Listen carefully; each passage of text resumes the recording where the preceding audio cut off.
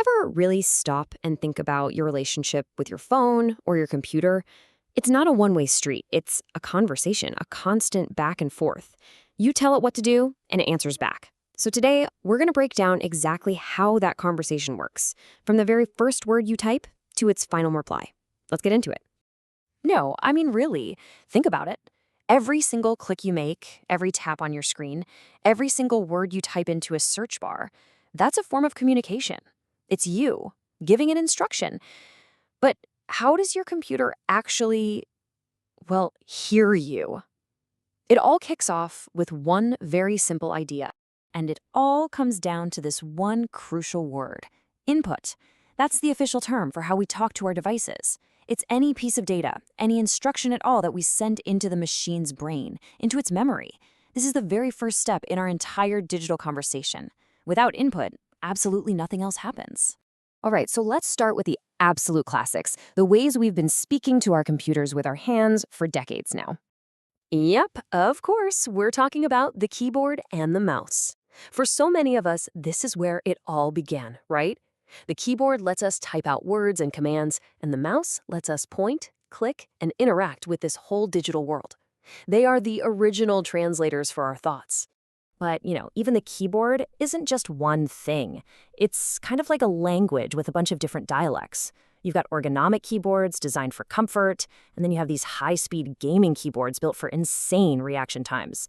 The tool itself actually changes based on the kind of conversation you're trying to have. Exactly. Typing is only half the battle, isn't it? I mean, writing is one thing, but how do we actually navigate around? How do we move files or click on icons? That needs a whole different kind of input. And this is where the pointing device family comes in. With a mouse, our whole hand moves the pointer around. On a laptop, a touchpad lets her finger do all the work in a much smaller space. And then you have the trackball, which just flips that whole idea on its head. The device stays still, and you use your thumb to direct the cursor. It's all about finding the easiest way to point and click. But let's be real, our conversation with technology doesn't just happen at a desk anymore. We've moved way beyond keyboards and mice, and now we're talking in ways that feel a lot more natural, a lot more human. And that's the big shift. We're relying less on these translator tools. We're starting to use the input devices we were all born with: our hands, our voices, even the way we move our bodies. Just think about your phone. The touchscreen changed everything. We don't have to point and click from a distance anymore. We just reach out and touch what we want. Tapping, swiping, pinching to zoom. These gestures have become a totally universal language that we all speak with our devices. We've also brought back one of the oldest tools, the pen, for conversations that need a little more finesse. A simple stylus gives you more precision than your fingertip. A digital pen can actually turn your handwritten notes into digital text. And for artists, a graphics tablet is this incredible bridge between a physical brushstroke and a digital masterpiece. And this is the real cutting edge. You can now control a game just by moving your body. You can ask your smart speaker for the weather just by talking to it. And video? Well, that turns your camera into a window, letting you have a face-to-face meeting with someone on the other side of the planet. In every one of these cases, the technology is kind of disappearing. We ourselves are becoming the input device. Okay, but what about all the information that's already out there in the physical world? On paper or on products? How do we get that into the digital conversation? Well, that takes a very special kind of translator. And this is where the optical reader comes into play. Its whole job is to look at the physical world, at text, at barcodes, at all sorts of marks, and turn what it sees into digital data that a computer can actually understand. It's basically a bridge between atoms and bits. And trust me, these things are everywhere.